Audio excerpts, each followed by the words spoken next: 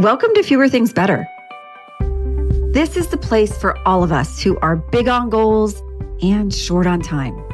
Together, we'll explore smart, simple ideas on how to retrain your brain and unlock your life. I'm your host, Kristin Graham. Let's get started. We've all had times when we felt the wave of indecision. There are either too many choices or we're just at mental capacity and can't quite grasp the energy we need to process or sometimes to even care about the choices in front of us. For me, this is my fatigue factor. Either physically or mentally, I'm just done. But what about the times when we do have the decision made or know the action to take and we just don't do it? There's often not a logical indicator behind what's creating this perpetual pause. The action itself isn't necessarily large or looming. We just can't quite take the step to do the thing. And it's hard to even describe why. Hours go by, days go by, and we're still stuck in the swirl.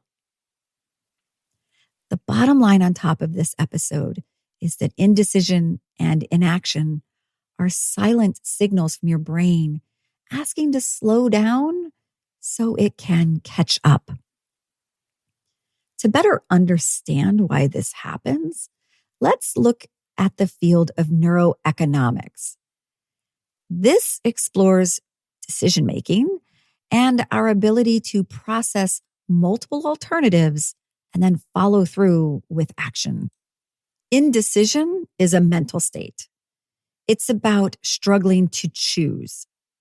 Inaction is a behavioral outcome. It's about failing to act, even if a choice has been made. Decision-making is a battle between different parts of our brain. On one side, we have the prefrontal cortex. This is the rational thinker. It weighs options, it calculates risks, and it considers long-term benefits. This is the part of your brain that will tell you to save money instead of impulse buying another candle you don't need, even when it smells so good. On the other side, we have the limbic system. This is our emotional and instinctive brain. This is where fear, excitement, and uncertainty live. It prefers immediate rewards and avoids discomfort. This is the part of your brain that tells you to wait before making a decision, just in case something better comes along. Or it convinces you that doing nothing is safer than taking a risk. When these two systems are in conflict, we freeze. And that's where indecision and inaction live. But here's the funny thing. Not making a decision is actually a decision. In fact, episode 24 dove deep into that topic and explored whether indecision is an output of being overwhelmed or burned out, or if it's more of a pattern where you are having an avoidant reaction. Go check out that episode if that hits a little close. Either way, our brain has a built-in bias towards the status quo. It prefers staying the same over making a change, even if the change is beneficial.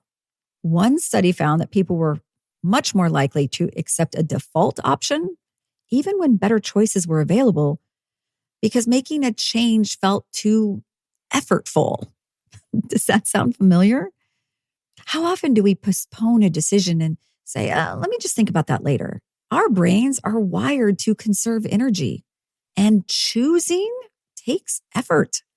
That's why we delay signing up for the class, exploring a career, getting on a dating site, or even deciding what to eat for dinner. Here's the thing though, the longer we delay, the harder the decision feels. This is when our friend decision fatigue shows up. The more choices we make throughout the day, the more our brain leans toward defaulting to inaction. Episode 10 looked at this decision fatigue and offered ideas on how to recognize it and redirect it. So whether you find yourself waffling on deciding or hesitating on acting, there are a few brain-friendly ways that might help you push through. The first is to acknowledge the block and plan to plan. Once that mental swirl sets in, the negative mental soundtrack starts to get loud. Saying, not right now, is actually a form of self-care. But making a specific time in the near future will help you have a clearer mind and dedicate some time in that calendar to have the space to take the action needed. Number 2 is to seek safe support. Once that swirl starts, it's easy to go inward. And then we get stuck in our own quietness, our own quiet agony. I was just at a recent event in Chicago and I was leading a discussion, and a woman told me that she couldn't press the buy button on a set of luggage for an upcoming trip. They'd already picked out all the colors, all the sizes, everything.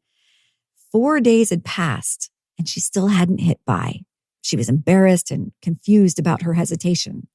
As we sat and talked about it, she started feeling safe to just feel the feels and the confusion. After a few minutes, she felt empowered to pick up her phone and hit the button.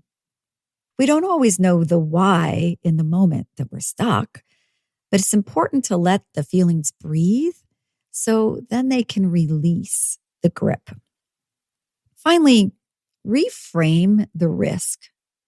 Instead of asking yourself, what if I make the wrong choice? What if somebody gets mad at me? Ask, what am I willing to pay for doing nothing? Often we focus so much on the risk of action that we're not considering the risk of nothing. When you find yourself in indecision or inaction, and we all do, remember that it's temporary. It's simply your brain's resistance to too much effort or too much. Taking time to pause is different from staying stuck. Acknowledge the cognitive quicksand first, and then set a time that you will come back and revisit it. Reach for a resource. Isolation only turns up the volume of the white noise. And when you're ready, take one small step. It doesn't have to be the perfect step, just the next one. And the next step that's for you for right now. Thanks for listening. You can find a lot more like this by following me on LinkedIn or going to unlockthebrain.com and joining the mailing list. And if you found value in this podcast, please take a moment to rate or comment. Thanks so much. And now let's go do fewer things better.